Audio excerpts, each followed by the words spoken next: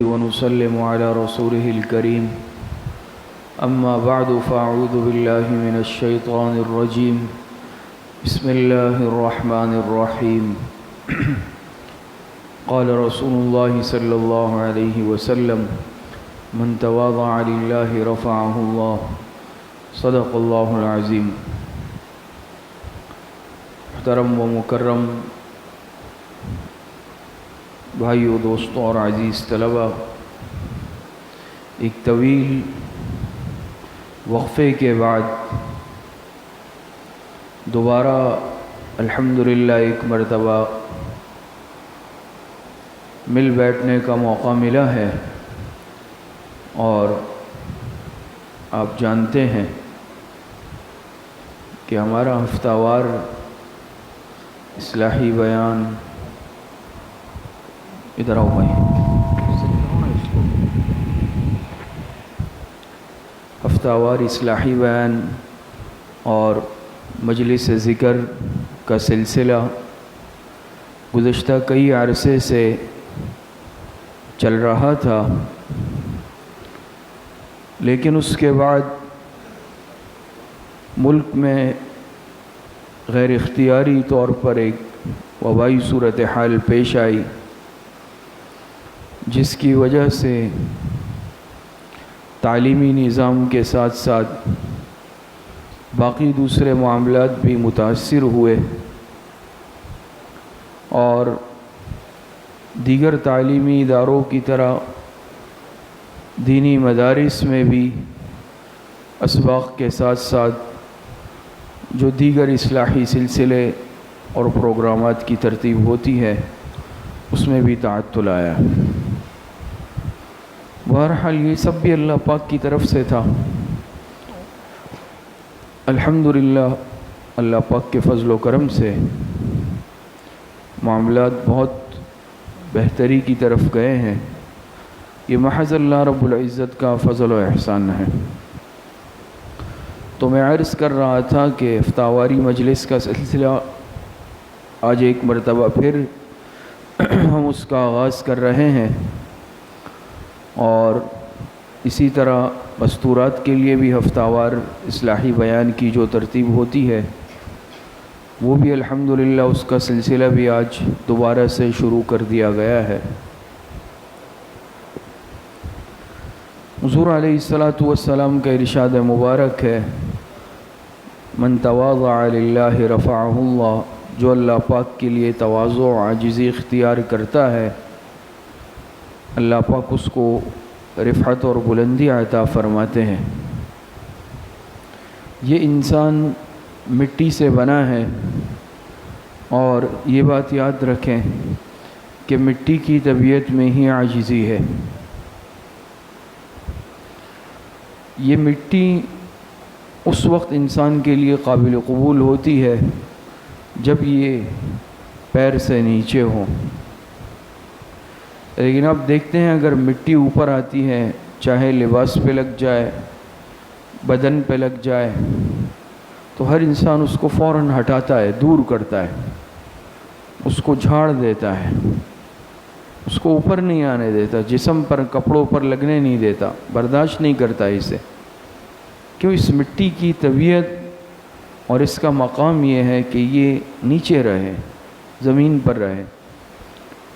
تو یہ انسان بھی چونکہ مٹی سے بنا ہے، اس انسان کی فطرت کا بھی یہ تقاضا ہے کہ یہ انسان اپنے اندر عاجزی پیدا کر لے۔ تکبر اللہ پاک کو پسند نہیں ہے، عاجز بندہ مسکین اللہ پاک کو پسند ہے۔ آپ کو معلوم ہے کہ ابلیس دربار خداوندی سے راندہ درگاہ کر دیا گیا۔ اس کا سبب کیا بنا؟ اس کا سبب بھی علماء نے لکھا ہے کہ شیطان نے، ابلیس نے اللہ رب العزت کا حکم ماننے سے انکار کیا، تو انکار کی وجہ وہ تکبر تھا۔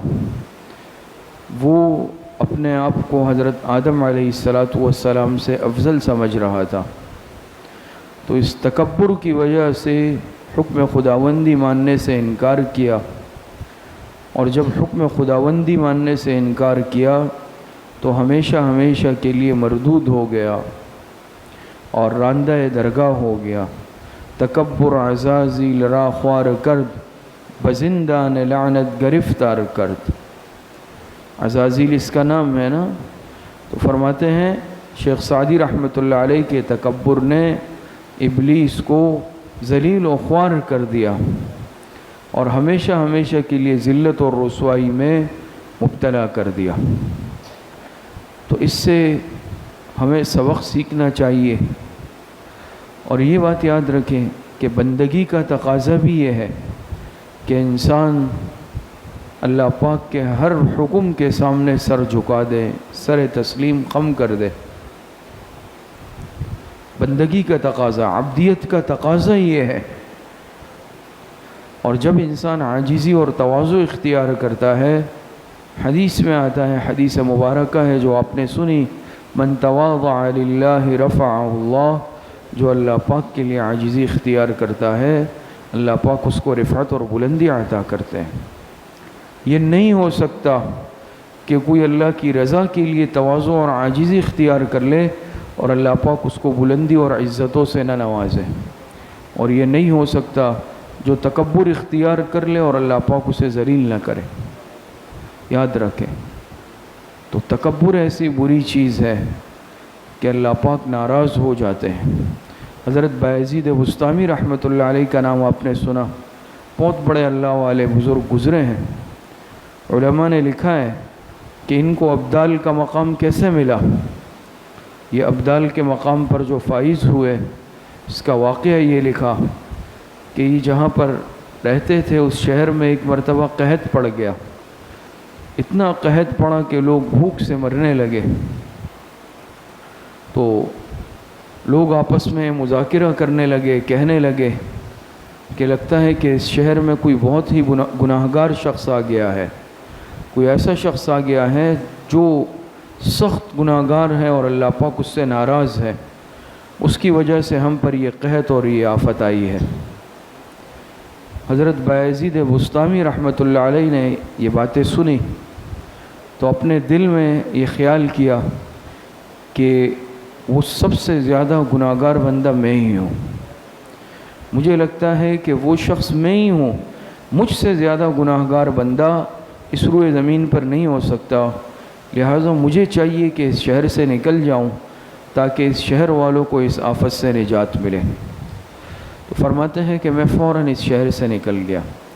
میں اس شہر سے نکلا، اللہ پاک کو یہ عاجزی اور بندگی اس قدر پسند آئی، اللہ پاک نے ان کو ابدال کا منصب عطا فرما دیا۔ تو عاجزی اللہ پاک کو اتنی پسند ہے۔ اور پھر ہم اور آپ سب، ہم دین کے طلبہ ہیں، دین کا علم حاصل کر رہے ہیں، علوم نبوت کے حاصل کرنے میں ہم لگے ہوئے ہیں، اس کے تو پھر بہت آداب ہیں۔ تو بحیثیت ایک دین کے طالب علم کے مجھ میں سب سے زیادہ عاجزی ہونی چاہیے۔ خدا نخواستہ اگر جو علم میں حاصل کر رہا ہوں میرا علم مجھ میں عاجزی اور تواضع پیدا نہیں کر رہا، یاد رکھیں پھر یہ علم میرے لیے وبال ہے۔ اور حقیقی علم وہی ہے جو انسان کو اللہ پاک کی معرفت کروا دے، انسان معرفت خداوندی سے روشناس ہو جائے اور تواضع اور عاجزی کے مقام پر فائز ہو جائے۔ بات سمجھ میں آ رہی ہے؟ حضرت علی رضی اللہ تعالی عنہ ایک مرتبہ جا رہے تھے، ایک شخص آیا مدینہ منورہ، اجنبی تھا، نووارد تھا، وہ کسی کو پہچانتا نہیں تھا۔ حضرت علی رضی اللہ عنہ سامنے آئے تو اس نے پوچھا کہ آپ کون ہیں؟ من انت؟ حضرت علی رضی اللہ عنہ نے جواب دیا، انا رجل من المسلمین، میں مسلمانوں کا ایک فرد ہوں۔ اپنا یہ تعارف کروایا، حالانکہ حضرت علی رضی اللہ تعالی عنہ یہ تعارف بھی کروا سکتے تھے کہ میں خاندان نبوت سے ہوں، میں حضور علیہ السلام کا چچزاد بھائی ہوں، میں حضور علیہ السلام کا داماد ہوں، اور میں حضور علیہ الصلاۃ والسلام کے مقربین میں سے ہوں، لیکن ان میں سے کوئی بھی تعارف حضرت علی رضی اللہ عنہ نے اس جہت سے نہیں کروایا، بلکہ ایک عام آدمی کی حیثیت سے، ایک عام مسلمان کی حیثیت سے اپنا تعارف کیا کروایا کہ میں مسلمانوں میں سے ایک فرد ہوں، یہاں کا رہنے والا۔ آج ہم اور آپ خود دیکھ لیں کہ ہم سے اگر کوئی تعارف پوچھے، پہلے تو ہم ترتیب برابر کرتے ہیں کہ کہاں سے تعارف شروع کریں۔ اس جگہ سے شروع کریں کہ جہاں سے زیادہ میری تعریف کا پہلو نکلتا ہو، سامنے والا مرعوب ہو جائے، اور ہم پھر کوشش کرتے ہیں کہ جس قدر زیادہ سے زیادہ رشتے، تعلقات، حسب، نسب، اس کو ہم زیادہ سے زیادہ بیان کرتے ہیں۔ تو اس کا مقصد کیا ہے؟ اگر ہم اور آپ غور کر لیں تو اس کا مقصد یہ ہوتا ہے کہ میری تعریف ہو جائے، میرا مقام اونچا ہو جائے۔ حالانکہ بندگی کا تقاضا یہ ہے کہ ہمارا اور آپ کا تعارف کیا ہے کہ ہم ایک مسلمان ہیں، اللہ پاک کے بندے ہیں۔ تو طالب علم کے لیے تواضع اور عاجزی یہ بہت ضروری ہے۔ حضرت مولانا خیر محمد جالندری رحمۃ اللہ علیہ کے نام سے آپ واقف ہیں، پہلے بھی ہم شاید یہ واقعہ بیان کر چکے ہیں۔ ہمارے بزرگوں نے لکھا، حضرت حکیم الامت مولانا اشرف علی تھانوی رحمۃ اللہ علیہ کے اجل خلفاء میں سے تھے، اور پنجاب ملتان میں جامعہ خیر المدارس کے نام سے حضرت کا قائم کردہ ادارہ آج بھی تشنگان علوم نبوت کی پیاس بجھا رہا ہے۔ بڑا مقام اللہ پاک نے عطا کیا تھا، بہت بڑے محدث، مفسر۔ تو ان کا واقعہ لکھا، ایک مرتبہ سبق پڑھا رہے تھے، سبق پڑھاتے ہوئے ایک مقام آیا، وہاں ان کو اشکال پیش آیا اور سمجھ میں نہیں آیا۔ تو مجھ جیسا کوئی نالائق ہو تو ہم کہتے ہیں بھائی چلو بھائی کوئی نہ کوئی تعویل کر لیں گے یا طلبہ کو مطمئن کر لیں گے، لیکن حضرت نے صاف صاف فرمایا کہ بھئی یہ مقام سمجھ نہیں آ رہا۔ حاشیہ بھی دیکھا، طلبہ خاموش ہے۔ بہرحال حضرت نے فرمایا کہ بھئی فلاں مولانا صاحب ہے، میں ان سے پوچھ کے آتا ہوں۔ اور جو مولانا صاحب تھے وہ حضرت کے شاگرد ہی تھے، حضرت سے ہی حدیث پڑھی تھی، کتابیں پڑھی تھی۔ تو یہ بھی نہیں کہ حضرت نے ان کو وہاں بلایا، فوراً اپنی جگہ سے اٹھے اور جو دوسرے مولانا صاحب تھے ان سے ان کے درسگاہ کی طرف روانہ ہو گئے۔ طلبہ میں کسی نے جا کے ان سے کہہ دیا کہ بھئی حضرت تشریف لا رہے ہیں، اس طرح معاملہ ہے۔ تو وہ فوراً اپنی جگہ سے اٹھے اور دوڑتے ہوئے آئے حضرت کی خدمت میں، راستے میں ہی۔ تو حضرت نے ان سے فرمایا کہ بھئی مولانا صاحب یہ مقام ہے اور یہ مجھے سمجھ میں نہیں آ رہا، یہاں پر مجھے کچھ اشکال ہے، آپ ذرا دیکھ لیں۔ انہوں نے، اللہ پاک کا نظام ہے، انہوں نے دیکھ لیا، ان کو سمجھ میں آ گیا فوراً۔ لیکن وہ بھی چونکہ حضرت کے تربیت یافتہ تھے، صحبت یافتہ تھے، حضرت سے پڑھے ہوئے تھے۔ اب ہم جیسا، مجھ جیسا کوئی ہوتا تو بڑی تقریر شروع ہو جاتی اس جگہ کی کہ بھئی یہ اس طرح ہے، اس طرح نہیں۔ فرمایا حضرت یہ تو ہم نے آپ سے ہی پڑھا ہے، اور جب آپ سے پڑھ رہے تھے اس مقام پر آپ نے اس طرح تقریر فرمائی تھی، اور پھر اس جگہ کی وضاحت بھی کر دی۔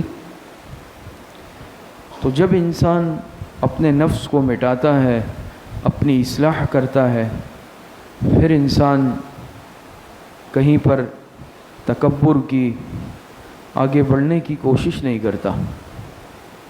حضرت حجت الاسلام، حجت اللہ فی الارض، حضرت مولانا محمد قاسم نانوتوی رحمۃ اللہ علیہ کا واقعہ بھی آپ حضرات نے سنا ہوگا کہ حضرت حاجی امداد اللہ مہاجر مکی رحمۃ اللہ علیہ جو ان کے شیخ تھے، انہوں نے ایک مرتبہ ایک مضمون لکھا، اور وہ تصحیح کے لیے حضرت مولانا محمد قاسم نانوتوی رحمۃ اللہ علیہ کو دیا کہ مولوی صاحب اس کو آپ دیکھ لیں، اس پر نظر ثانی فرما لیں، تصحیح فرما لیں۔ تو حضرت مولانا محمد قاسم نانوتوی رحمۃ اللہ علیہ نے حضرت حاجی صاحب رحمۃ اللہ علیہ کو وہ مضمون پڑھا۔ ایک مقام میں کچھ غلطی ہو گئی تھی، جسے لکھنے میں غلطی ہو جاتی ہے، تو ادب کی وجہ سے کہ شیخ کی بے ادبی نہ ہو، اس حرف کو اپنے قلم سے نہیں کاٹا، کاٹ کے تصحیح تو کر سکتے تھے، اسی مقصد کے لیے دیا تھا. کیا کیا؟ حضرت کی خدمت میں حاضر ہوئے اور وہ مقام، اس مقام پہ انگلی رکھی اور حضرت سے عرض کیا کہ حضرت یہ جگہ سمجھ میں نہیں آ رہی. حضرت نے جب دیکھا وہ سمجھ گئے تو غلطی ہوئی، انہوں نے اپنے قلم سے کاٹ کے صحیح کر دیا. تو ان واقعات کے عرض کرنے کا مقصد آپ سمجھتے ہوں گے کہ استاذ کا یہ ادب ہوتا تھا، شیخ کا یہ ادب اور احترام تھا. آج ہم میں سے ہر ایک یہ کوشش کرتا ہے کہ زیادہ سے زیادہ اگر میں استاذ کی مجلس میں حاضر ہوں، اپنے شیخ کی مجلس میں، اپنے بڑوں کی مجلس میں اپنے فضائل کسی طریقے سے بیان کر لوں، یا کسی طریقے سے میرے فضائل سامنے والے پر، میرے استاذ پر، میرے شیخ پر، میرے بڑوں پر، ان پر میرے فضائل واضح اور ظاہر ہو جائیں. یاد رکھیں یہ تواضع اور عاجزی کے خلاف مزاج ہے. حضرت مفتی محمد حسن امرتسری رحمۃ اللہ علیہ، آپ حضرات نام سنا ہوگا، حضرت تھانوی رحمۃ اللہ علیہ کے بڑے خلفاء میں سے، اور جامعہ اشرفیہ لاہور ایک عظیم دینی درسگاہ اس کے بانی بھی تھے. حضرت دارالعلوم دیوبند سے فارغ ہوئے، پھر دارالعلوم میں ہی مدرس بھی لگے. تو واقعہ لکھا ہے، آپ حضرات نے شاید سنا ہو، اکثر ساتھیوں نے. خواہش تھی حضرت کی کہ حضرت تھانوی سے بیعت ہو جائے، کئی خط و کتابت کی، کئی مرتبہ درخواست کی. حضرت ہر مرتبہ ٹال جاتے کہ چلو بھائی پھر دیکھیں گے. ایک مرتبہ پکا ارادہ اور عزم کیا کہ اس مرتبہ تو جا کر بیعت ہو کر ہی آنا ہے. تھانہ بون حاضر ہوئے اور پھر حضرت سے درخواست کی کہ حضرت بیعت ہونا ہے. حضرت نے پھر وہی جملہ کہا، تو کہا حضرت اس مرتبہ تو بیعت ہوئے بغیر نہیں جانا ہے. حضرت تھانوی رحمۃ اللہ علیہ نے دیکھا کہ آج تو پکا عزم کیے ہوئے ہیں، تو فرمایا بھائی بیعت ہونا ہے تو میری 3 شرائط ہیں. آج اگر شیخ مرشد کوئی شرط لگا لے تو ہم اس کو اپنی شان میں بڑی گستاخیہ سمجھتے ہیں کہ بھائی یہ کیسے پیر ہے، تو شرائط لگا رہے ہیں. یہ تو میں بیعت ہو رہا ہوں، میرا احسان ہے ان پر، اور یہ الٹا مجھ پہ شرائط لگاتے ہیں. لیکن وہ طالبین صادقین تھے. فرمایا حضرت مجھے آپ کی ہر شرط منظور ہے. تو حضرت نے فرمایا کہ پہلی شرط یہ ہے، اب آپ شرائط دیکھ لیں کہ آپ کی جو مادری زبان ہے تو اس میں بعض مرتبہ تجوید کے لحاظ سے بعض الفاظ کی ادائیگی ٹھیک نہیں ہوتی. تو آپ اپنی تجوید ٹھیک کرنے کے لیے کسی قاری صاحب کے پاس بیٹھیں گے اور اپنی تجوید مکمل ٹھیک کریں گے. پھر اب استاذ ہے دارالعلوم دیوبند میں، اور استاذ کے پاس بیٹھ کر اپنے قاعدے کی، تجوید کی تصحیح کرنا آسان کام تو نہیں ہے نا. اگر آپ خود غور کر لیں، آج اگر کوئی طالب علم راسب یا ناکام ہو جائے، ہم اس سے کہیں کہ آپ پچھلے درجے میں یا سابقہ درجوں کا اعادہ کریں، دل پر ایک بوجھ آتا ہے نا، ایک مشکل ہو جاتا ہے. حالانکہ طالب علم ہے، لیکن وہ طالب علم نہیں ہے، وہ استاذ ہے. اسی دارالعلوم میں استاذ ہے جس دارالعلوم میں انہیں نیچے تجوید کے شعبے میں بیٹھنے کے لیے کہا جا رہا ہے طلباء کے ساتھ. اور میں منظور ہے، بات سمجھ میں آتی ہے. دوسری شرط حضرت تھانوی رحمۃ اللہ علیہ نے فرمایا ہے کہ تم نے 1-2 کتابیں فلاں فلاں ایسی ہے جو ایک غیر مقلد عالم سے پڑھی ہے اور اس کے اثرات پھر بہت مشکل سے نکلتے ہیں، تو تم وہ 2 کتابیں دوبارہ کسی استاد سے پڑھو گے کلاس میں طلباء کے ساتھ بیٹھ کر. ایک تو یہ بھی ہے نا کہ استاد فلاں وقت میں آئیں گے، آپ کو تنہائی میں پڑھا دیں گے، یہ نہیں، کلاس میں جا کر طلباء کے ساتھ بیٹھ کر پڑھانا ہے، اسی مدرسے میں دارالعلوم میں جس میں وہ استاذ ہے حضرت مفتی محمد حسن صاحب رحمۃ اللہ علیہ. فرمایا حضرت یہ بھی منظور ہے. اور تیسری شرط کہ میں آپ کی اہلیہ سے تنہائی میں کچھ باتیں پوچھنا چاہتا ہوں. فرمایا یہ بھی منظور ہے. بہرحال آپ نے پھر دیکھا کہ حضرت مفتی محمد حسن امرتسری رحمۃ اللہ علیہ کو اللہ پاک نے کیا مقام دیا. حضرت تھانوی رحمۃ اللہ علیہ کے خلفاء میں اللہ پاک نے ایک بڑی شان ان کو عطا فرمائی تھی. بہت بڑے محدث، فقیہ، اور اللہ پاک کی شان یہ ہے کہ کراچی سفر پر غالباً آئے، ان کے بیٹوں میں کوئی حج سے آ رہا تھا یا جا رہا تھا تو کراچی آئے، یہیں انتقال ہوا. حالانکہ 1 دن کے لیے 2 دن کے لیے شاید آئے، اور یہیں سوسائٹی کے قبرستان میں تدفین ہوئی. قبر ہے، ہم نے دیکھی ہے. تو بہرحال عرض کرنے کا مقصد یہ ہے کہ جب انسان میں طلب صادق ہوتی ہے، اپنے اصلاح کی فکر ہوتی ہے، تو پھر انسان معترض نہیں بنتا یا دل میں شکوک اور شبہات نہیں لاتا۔ آج ہم دین کے طالب علم ہونے کے باوجود ہم اصول اور قانون اگر ہم پر لاگو ہوتا ہے ہم اسے اپنے اوپر بوجھ سمجھتے ہیں، اسے اپنے لیے بوجھ سمجھتے ہیں۔ اصلاح کے لیے اگر کوئی بات کہی جاتی ہے ہمارے دل پر بوجھ آتا ہے۔ جب ہم نے دین کے لیے، حصول علم کے لیے اپنے آپ کو وقف کیا ہے، پھر کیا وجہ ہے کہ ہم ناک پر مکھی نہیں بیٹھنے دے رہے، مؤلفۃ القلوب بننے کی کوشش کر رہے ہیں۔ آج طلبہ میں یہ مصیبت اور فتنہ بہت ہو گیا ہے، مؤلفۃ القلوب بنتے ہیں، اگر داخل ہوتے ہیں والد کی خواہش ہوتی ہے کہ بچہ عالم بن جائے، پہلے تو کہیں گے اگر بنوں گا تو بھئی یہ شرائط ہیں، اب جا کے مدرسے میں پہلے وہ بیان کرے، بھئی میری بالوں پہ زد نہیں ہونی چاہیے، میرا لباس بھئی یہی ہوگا تب پڑھوں گا، چھٹی جب چاہے یا اتوار والے دن چھٹی کروں گا۔ اپنے شرائط منواتے ہیں اپنے بڑوں سے، والدین سے، کہ میں علم حاصل کروں گا تو یہ شرائط ہوں گی، تب جا کر آپ پر یہ احسان کروں گا۔ اس علم میں برکت نہیں آتی ہے۔ ان شرائط کے ساتھ اگر ہم علم حاصل کریں، مؤلفۃ القلوب بن کر علم حاصل کریں گے، یاد رکھ لیں شاید پڑھ تو لیں کھینچ تان کر کسی طریقے سے، لیکن شاید وہ علم بے برکت ہو، چونکہ اس میں آداب کی رعایت نہیں ہوتی ہے نا، وہ آداب کے ساتھ اور مکمل سر تسلیم خم کرنے کے ساتھ نہیں پڑھا گیا ہوتا۔ تو پڑھ تو لیتے ہیں جیسے تیسے کر کے، سنا ہوگا نا، بعض تو باقاعدہ صاف کہتے ہیں بھئی میں تو اپنے والد کی سختی کی وجہ سے پڑھ رہا ہوں، بعض کہتے ہیں میں اپنے والدین کی خواہش ورنہ مجھے شوق نہیں ہے۔ یہ بڑے ہی ناقدری والے جملے ہوتے ہیں۔ یہ علم دین یہ تو علوم نبوت ہے، اور یاد رکھیں کہ آپ سب طلبہ، ہم سب طلبہ ہیں، تو آپ سب اللہ پاک کے چنے ہوئے ہیں۔ بات سمجھ میں آتی ہے؟ آپ ایک عام کام کے لیے مزدور لینے جاتے ہیں، کوئی رنگ کروانا ہے، گھر میں پلاسٹر کروانا ہے، آپ لینے جاتے تو آپ ہر ایک کو اٹھا کے لے آتے ہیں یا پہلے دیکھتے ہیں؟ ایک عام کام ہمیں کروانا ہے، اس میں ہم دیکھتے ہیں بھئی اس میں ماہر کون ہے، معلومات کرتے ہیں یا کسی سے پوچھتے ہیں بھئی آپ کوئی جاننے والا ہے جو اچھے طریقے سے کام کر لے۔ تو کیا یہ علوم نبوت یہ اللہ پاک ہر ایک کو دے دیں گے؟ ایسا نہیں ہے۔ اس کے لیے تو علوم نبوت ہے، اس کے لیے اللہ پاک ہر ایک کے سینے کو نہیں چنتے، اللہ پاک انتخاب فرماتے ہیں۔ آپ کا انتخاب کیا ہے اللہ پاک نے اس علوم نبوت کے لیے، لہٰذا اس کی قدر کر لیں۔ اور قدر یہ ہے کہ علم کو مکمل آداب کے ساتھ حاصل کریں، تواضع، عاجزی، بندگی، مسکنت، ادب، احترام، تقوی، یہ صفات ہمارے اندر ہونی چاہیے۔ اللہ پاک مجھے اور آپ سب کو صحیح عمل کی توفیق عطا فرمائے۔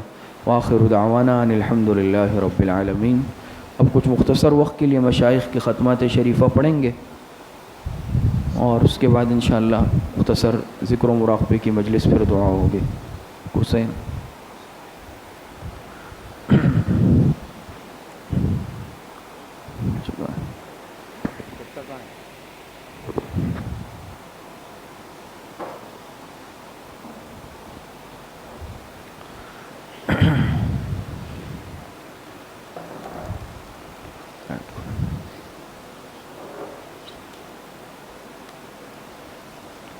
بسم اللہ الرحمن الرحیم، الحمد للہ رب العالمین والعاقبۃ للمتقین، والصلاة والسلام علی خیر خلقہ محمد وآلہ واصحابہ اجمعین۔ تمام ساتھی ایک مرتبہ درود شریف پڑھ لیں۔ اللہم صل علی محمد وعلی آل محمد کما صلیت علی ابراہیم انک حمید مجید، اللہم بارک علی محمد وعلی آل محمد کما بارکت علی ابراہیم انک حمید مجید۔ ایک مرتبہ سورہ فاتحہ پڑھ لیں۔ بسم اللہ الرحمن الرحیم، الحمد للہ رب العالمین الرحمن الرحیم مالک یوم الدین۔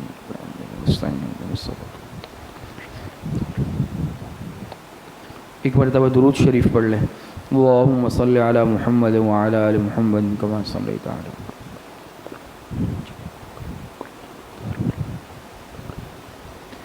ایک مرتبہ سورہ الم نشرح پڑھ لیں۔ بسم اللہ الرحمن الرحیم، الم نشرح لک صدرک ووضعنا عنک وزرک الذی انقض ظہرک۔ ایک مرتبہ سورہ اخلاص پڑھ لیں۔ بسم اللہ الرحمن الرحیم، قل هو اللہ احد اللہ الصمد لم یلد ولم یولد ولم یکن لہ کفوا احد۔ ایک مرتبہ سورہ فاتحہ پڑھ لیں۔ بسم اللہ الرحمن الرحیم، الحمد للہ رب العالمین الرحمن الرحیم مالک یوم الدین۔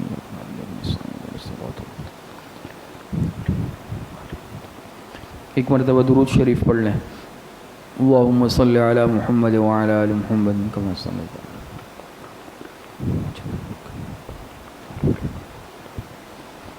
7 مرتبہ پڑھے۔ اللہم یا قاضی الحاجات، اللہم یا قاضی الحاجات۔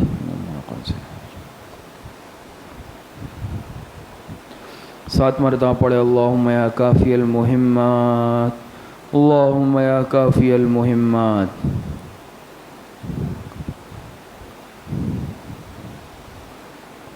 7 مرتبہ پڑھا۔ اللہم یا دافع البلیات، اللہم یا دافع البلیات۔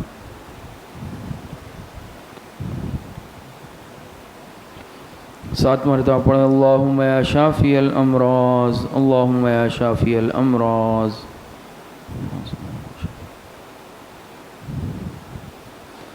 7 مرتبہ پڑھا۔ اللہم یا رفیع الدرجات، اللہم یا رفیع الدرجات۔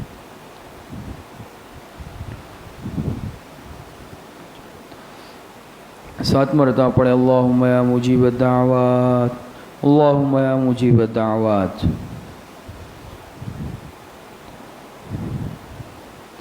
7 مرتبہ پڑھے۔ اللہم یا ارحم الراحمین، اللہم یا ارحم الراحمین۔ ایک مرتبہ درود شریف پڑھ لیں۔ اللہم صلی علی محمد وعلی آل محمد کما صلیت علی۔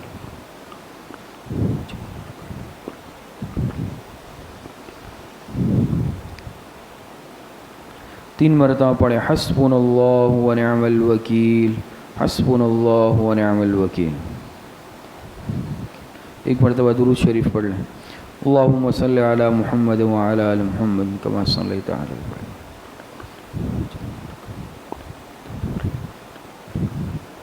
3 مرتبہ پڑھے۔ لا حول ولا قوة الا باللہ، لا حول ولا قوة الا باللہ۔ ایک مرتبہ درود شریف پڑھ لیں۔ اللہم صلی علی محمد وعلی آل محمد کما صلیت علی ابراہیم۔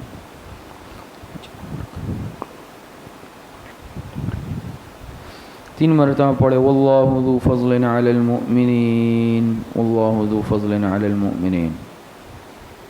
ایک مرتبہ درود شریف پڑھ لیں۔ اللہم صلی علی محمد وعلی آل محمد کما صلیت علی ابراہیم۔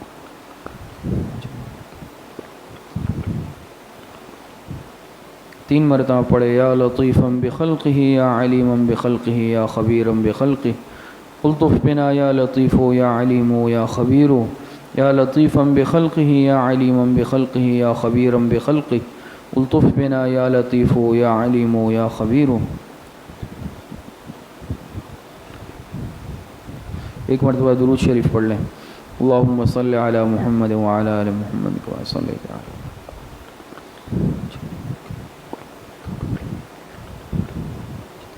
3 مرتبہ پڑھے۔ انا للہ و انا الیہ راجعون، انا للہ و انا الیہ راجعون۔ ایک مرتبہ درود شریف پڑھ لیں۔ اللہم صلی علی محمد وعلی آل محمد کما صلیت علی۔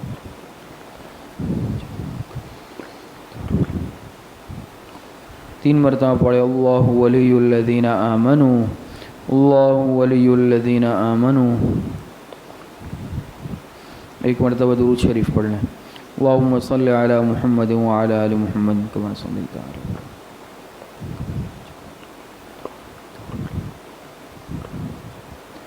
3 مرتبہ پڑھے۔ واللہ ولی المؤمنین، واللہ ولی المؤمنین۔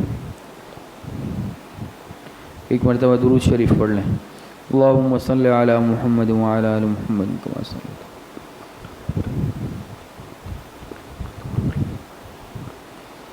3 مرتبہ پڑھے۔ رب اغفر وارحم وانت خیر الراحمین، رب اغفر وارحم وانت خیر الراحمین۔ ایک مرتبہ درود شریف پڑھ لیں۔ اللہم صلی علی محمد وعلی آل محمد کما صلیت۔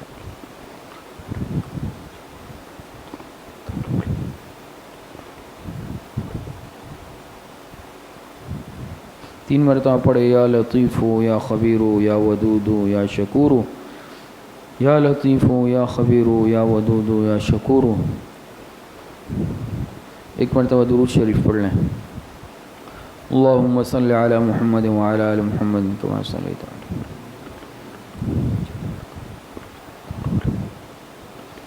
تین مرتبہ پڑھے واعف عنا واغفر لنا وارحمنا انت مولانا فانصرنا علی القوم الکافرین، واعف عنا واغفر لنا وارحمنا انت مولانا فانصرنا علی القوم الکافرین۔ ایک مرتبہ درود شریف پڑھ لیں۔ اللہم صلی علی محمد وعلی آل محمد کما صلیت علی مجید، اللہم بارک علی محمد وعلی آل محمد کما بارکت علی ابراہیم وعلی آل ابراہیم انک حمید مجید۔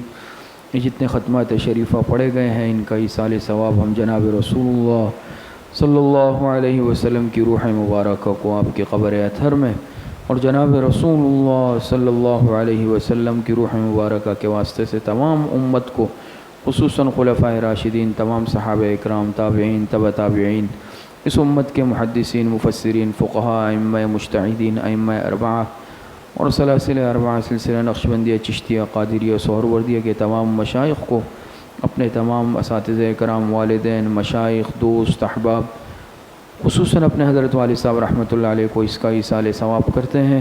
اللہ پاک تمام حضرات کو کامل درجے میں اس کا ثواب عطا فرمائے۔ اب انشاءاللہ کچھ وقت کے لیے ذکر کریں گے، تمام ساتھی اپنے دل کی طرف متوجہ ہو جائیں، اپنے خیالات کو یکسو کر لیں، زبان کو تالو سے لگا لیں، آنکھوں کو بند کر لیں، اپنے سر کو جھکا لیں، اپنے دل کی طرف متوجہ ہو جائیں اور اپنے دل میں خیال کریں کہ اللہ رب العزت کی بارگاہ سے انوارات، فیوزات، برکات اتر رہے ہیں، میرے دل میں سما رہے ہیں، اور اس کی برکت سے میرے دل سے گناہوں کا زنگ، ظلمات، میل کچیل دور ہو رہا ہے، اور میرا دل کہہ رہا ہے اللہ اللہ اللہ۔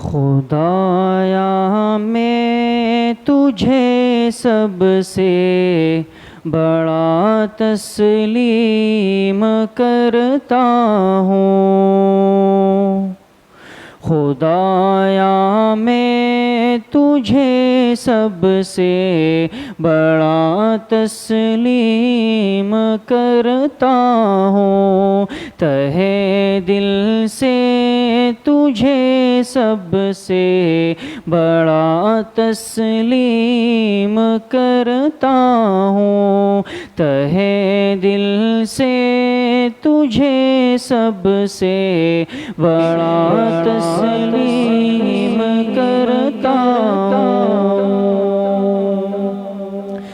تیرا ہی نام آتا ہے میرے ہونٹوں پہ رہ رہ کر، تیرا ہی نام آتا ہے میرے ہونٹوں پہ رہ رہ کر، تجھے ہی لائق حمد و ثنا تسلیم کرتا ہوں، خدایا میں تجھے سب سے بڑا تسلیم کرتا ہوں،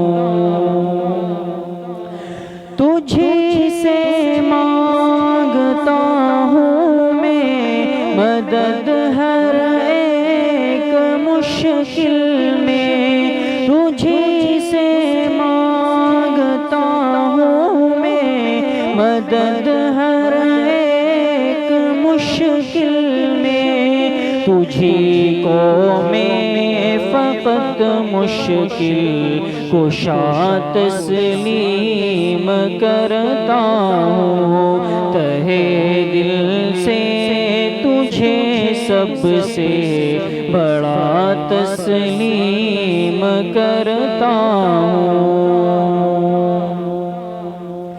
الہ العالمین کوئی نہیں تیرے سوا ہرگز، الہ العالمین کوئی نہیں تیرے سوا ہرگز، تجھے معبود برحق برملا تسلیم کرتا ہوں، خدایا میں تجھے سب سے بڑا تسلیم کرتا ہوں۔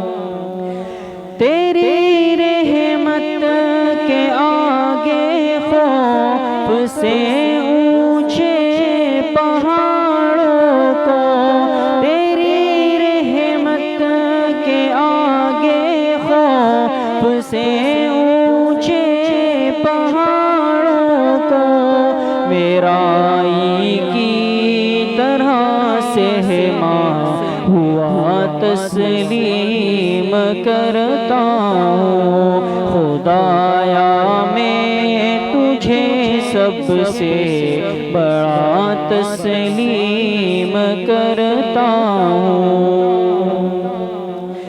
تیرے ہی پاس مجھ کو لوٹ کے آنا ہے بالآخر، تیرے ہی پاس مجھ کو لوٹ کے آنا ہے بالآخر، تجھی کو مالک روزے جزا تسلیم کرتا ہوں، خدایا میں تجھے اپنا خدا تسلیم کرتا ہوں، تہے دل سے تجھے سب سے بڑا تسلیم کرتا ہوں۔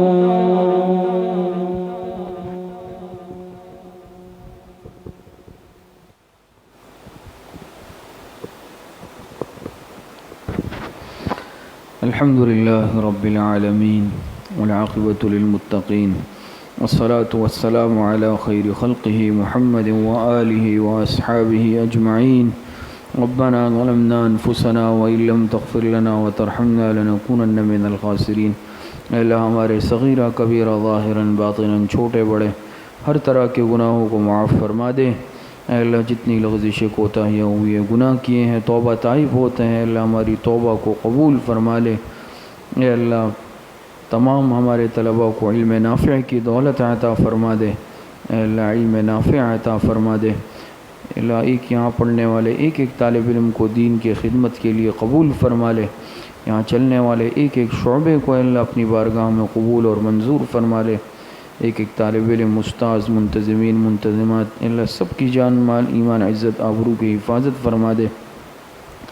جتنے پریشان حال ہے جس قسم کی پریشانی میں مبتلا ہے اللہ سب کو صحت کاملہ عاجلہ عطا فرما دے۔ جتنے بیمار ہیں گھروں میں ہیں، اسپتالوں میں ہیں، جسمانی بیمار ہے، روحانی بیمار ہے، اللہ سب کو صحت کاملہ عاجلہ عطا فرما دے۔ خصوصاً ہمارے حضرت اساتذہ کرام جو اس وقت بیمار ہیں ان سب کے لیے دعا فرمائے اللہ پاک ہمارے تمام اساتذہ کرام کو صحت کاملہ عاجلہ عطا فرما دے، ان کے سایہ تادیر ہمارے سروں پر قائم و دائم رکھے۔